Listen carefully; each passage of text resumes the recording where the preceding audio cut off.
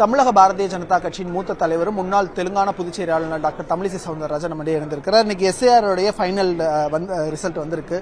கிட்டத்தட்ட 23 லட்சம் பேர் புதுசாக இன்க்ளூஷன் ஆயிருக்காங்க. அது 70 லட்சம் மேற்பட்டோர் நீக்கம் அப்படியே தொடருது. தேர்தல் களத்தில் இது எதிரொலிக்குமா? யாருக்கு சாதகமா இருக்க போகுது? இல்ல, இது ஜனநாயகத்திற்கு சாதகமா இருக்கும். ஏன்னா ஜனநாயகத்துல நாம தேர்தல்ல போன முறையே எங்களுக்கே ஒரு சந்தேகம். ஏன்னா பல பேர் எங்கள்கிட்ட வாக்குச்சீட்டு இருக்கு, ஐடி கார்டு இருக்கு, ஆனா எங்க பேர் இல்ல அப்படின்னு சொன்னாங்க. சில பேர் எங்க தெருவிலே இவங்க இல்ல, ஆனா ஒருத்தருங்க பேர் இருக்கு, அவங்க போட்டிருக்காங்க அப்படின்னு எங்களோட பிஎல்ஏஸ் சொன்னாங்க. அதனால ஒரு சந்தேகத்திற்கு அப்பாற்பட்டு ஒரு தேர்தல் நடக்க இருக்கிறது. கிளென்சிங் அப்படின்னு சொல்ல, சுத்தப்படுத்தப்பட்ட தேர்தல் பட்டியல் அப்படின்னு நம்ம சொல்லி, வாக்காளர் பட்டியல்னு சொல்லலாம். இதுல என்னன்னா 1 கோடி பேரை நீக்கிட்டாங்க, 1 கோடி பேரை நீக்கிட்டாங்க அப்படின்னு சொன்னாங்க. ஆனா தேர்தல் கமிஷனோட தொடர் நடவடிக்கையினால் ஃபார்ம்ஸை வாங்கினாங்க, அப்புறம் வெரிஃபை பண்ணாங்க, வெரிஃபை பண்ணிட்டு பதிவு செய்தாங்க. அப்புறம் 2-3 முறை வரைவு வாக்காளர் பட்டியலை கொடுத்தாங்க. பொதுமக்கள் நேரா அதை சரிபார்த்து பேர் இல்லைன்னா சேர்த்துக்கிட்டாங்க.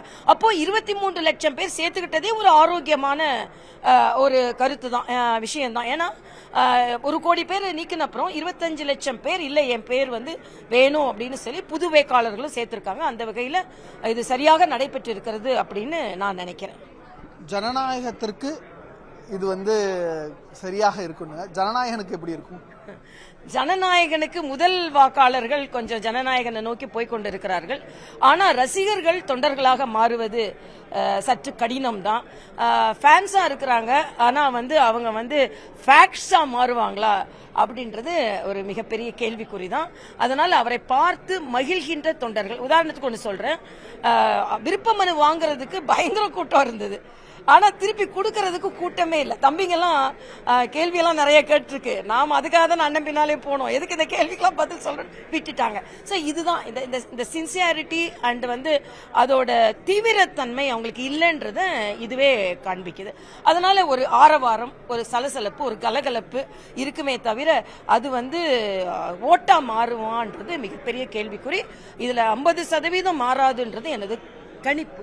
விஜய் இன்னைக்கு பேசும்பொழுது ஸ்டாலின் சாருக்கும் விஜய்க்கும் தான் போட்டி, திமுக ஆட்சிக்கும் தமிழக வெற்றி கழகத்திற்கும் தான் இந்த போர் அப்படின்றார். இல்ல, யாரையுமே குறைத்து மதிப்பிடக்கூடாது என்னை பொறுத்த மட்டும். இப்ப கூட சகோதரர் கார்த்திகை செல்வன் என்கிட்ட கேட்கும்போது இருமுனை போட்டியான்னு கேட்ட, இல்ல 4 முனை போட்டி நான் சொன்னேன். ஏன்னா யாரையுமே குறைத்து மதிப்பிடக்கூடாது. அதனாலதான் தேசிய ஜனநாயக கூட்டணியையும் தம்பி விஜய் குறைத்து மதிப்பிடக்கூடாது. ஆனா ஒன்றே ஒன்று, அவர் எனக்கு மகிழ்ச்சி என்னன்னா, முதலமைச்சர் தேசிய ஜனநாயக கூட்டணிக்கும் தமிழ்நாட்டுக்கும் தான் போட்டின்னு சொன்னது அவர் எதிர்த்து சொன்னார்.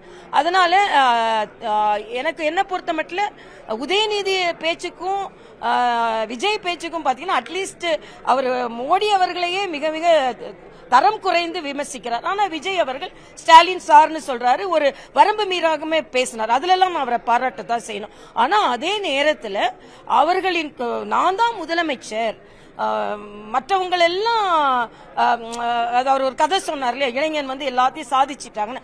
அதுல நல்லவர்களும் பெரியவர்கள் இருக்கிறார்கள்.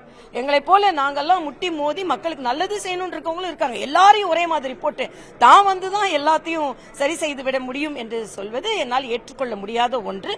ஆனால் 4 முனை போட்டி நிச்சயமாக இருக்கிறது. ஆனா தீவிரமான போட்டி தேசிய ஜனநாயக கூட்டணிக்கும் இண்டி கூட்டணிக்கும், திமுக தலைமையிலான கூட்டணிக்கும் அதிமுக பாஜக கூட்டணி, அதிமுக தலைமையிலான கூட்டணிக்கு தான் போட்டி இருக்குது.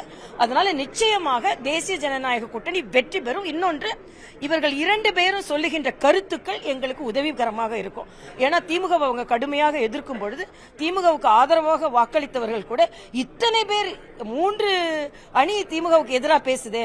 அதனால கருத்தியல் ரீதியாக 2 அணி, கட்சி ரீதியாக 4 அணி. நீங்க வலுவான கூட்டணி இருக்கு அப்படின்றீங்க. ஆனா முதலமைச்சர் நம்ம டவுன்ஹால் நிகழ்ச்சியில பேசும்பொழுது எதிரில் வலுவான ஆட்களே இல்ல அப்படின்னு சொல்லி பேசுறாரு.